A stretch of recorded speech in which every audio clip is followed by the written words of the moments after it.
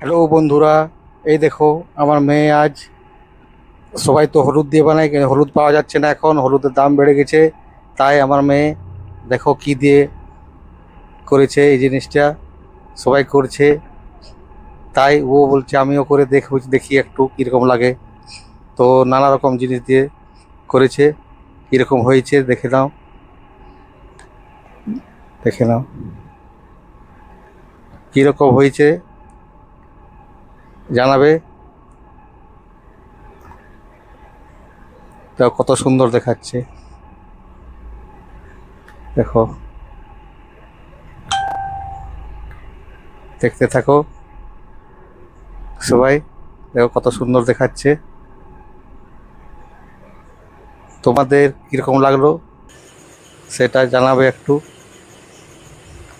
এটা একটু অন্য ধরনের করেছে, তাই সকলকে ধন্যবাদ ও ভালোবাসা রইলো।